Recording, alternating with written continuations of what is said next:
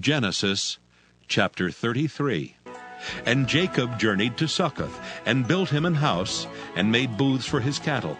Therefore the name of the place is called Succoth. And Jacob came to Shalem, a city of Shechem, which is in the land of Canaan, when he came from Padan Aram, and pitched his tent before the city.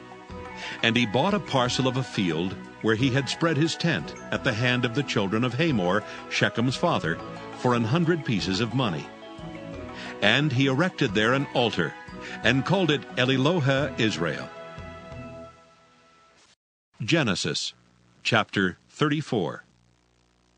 And Dinah the daughter of Leah, which she bare unto Jacob, went out to see the daughters of the land. And when Shechem the son of Hamor the Hivite, prince of the country, saw her, he took her, and lay with her, and defiled her. And his soul clave unto Dinah the daughter of Jacob, and he loved the damsel, and spake kindly unto the damsel.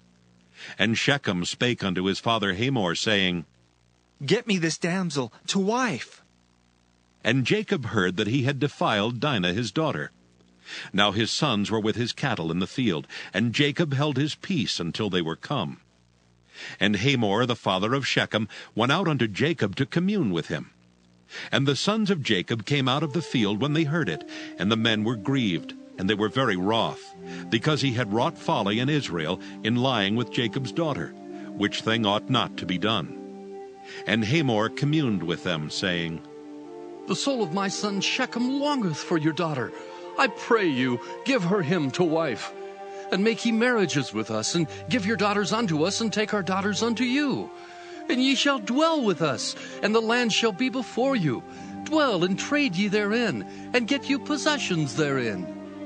And Shechem said unto her father and unto her brethren, Let me find grace in your eyes, and what ye shall say unto me I will give. Ask me never so much dowry and gift, and I will give according as ye shall say unto me. But give me the damsel to wife. And the sons of Jacob answered Shechem and Hamor his father deceitfully, and said, because he had defiled Dinah their sister, and they said unto them, We cannot do this thing, to give our sister to one that is uncircumcised. For that were a reproach unto us.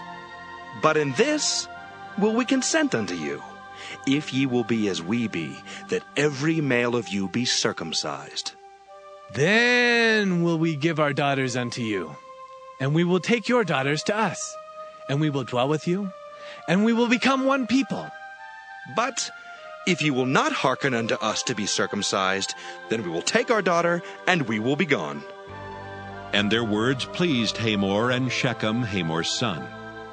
And the young man deferred not to do the thing, because he had delight in Jacob's daughter, and he was more honorable than all the house of his father.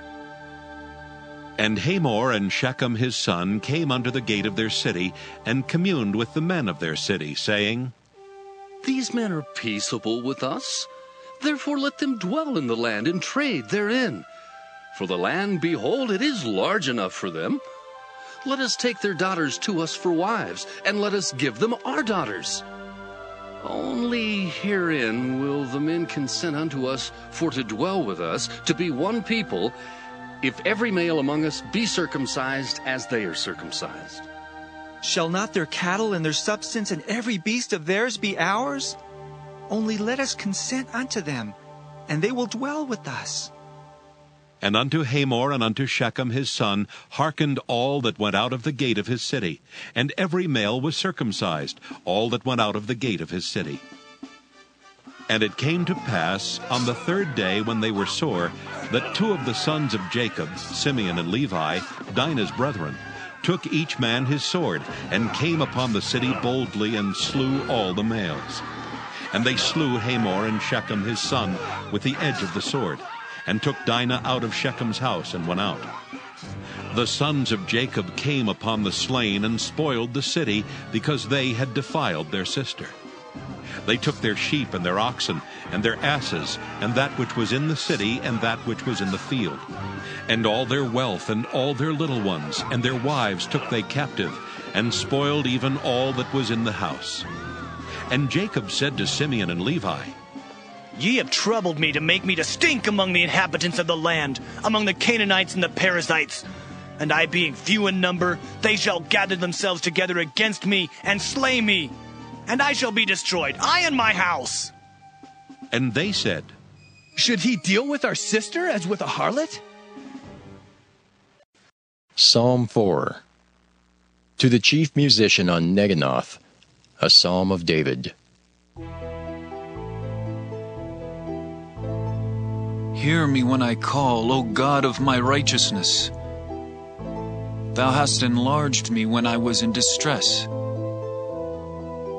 Have mercy upon me and hear my prayer.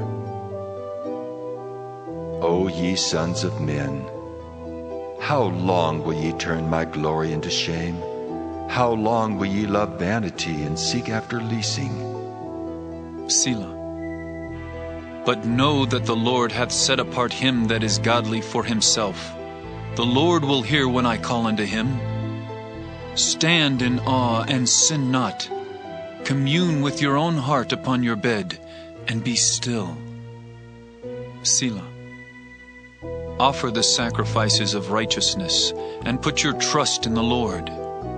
There be many that say, Who will show us any good? Lord, lift thou up the light of thy countenance upon us.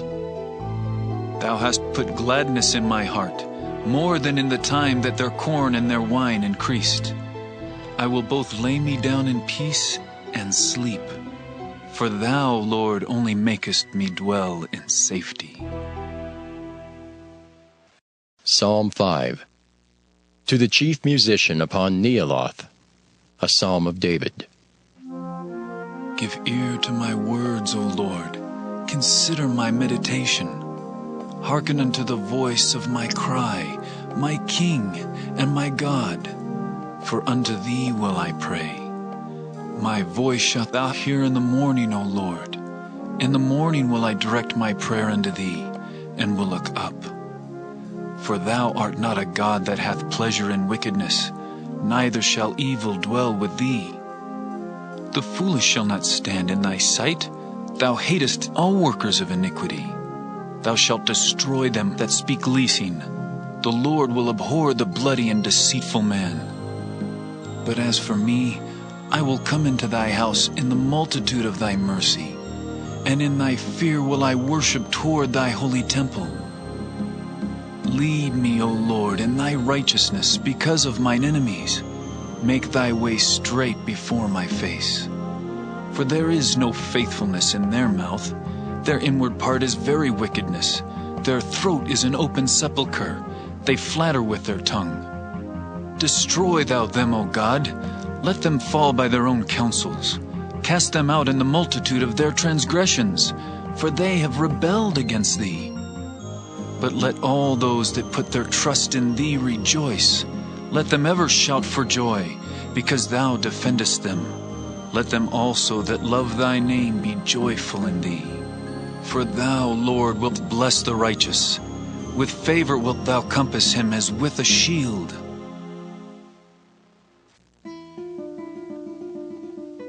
Psalm 6. To the chief musician on Neginoth upon Sheminith, a psalm of David.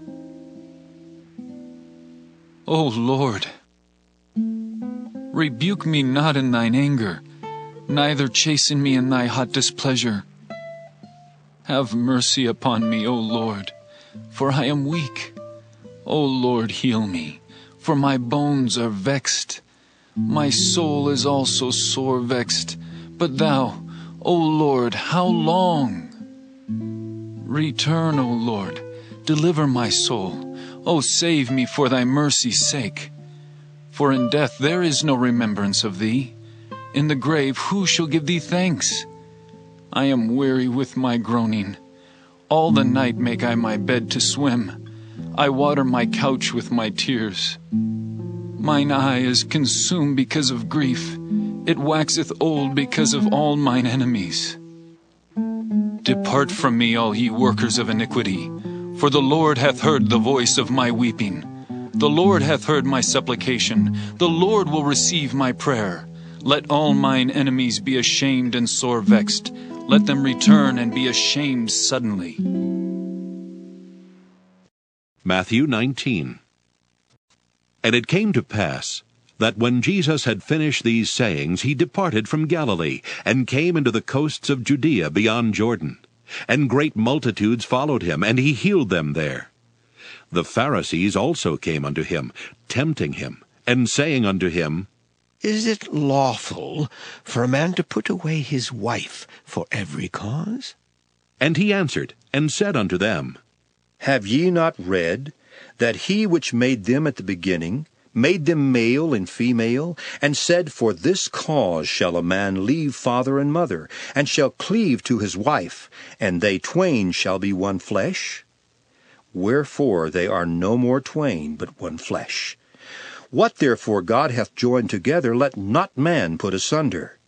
They say unto him, Why did Moses then command to give a writing of divorcement, and to put her away?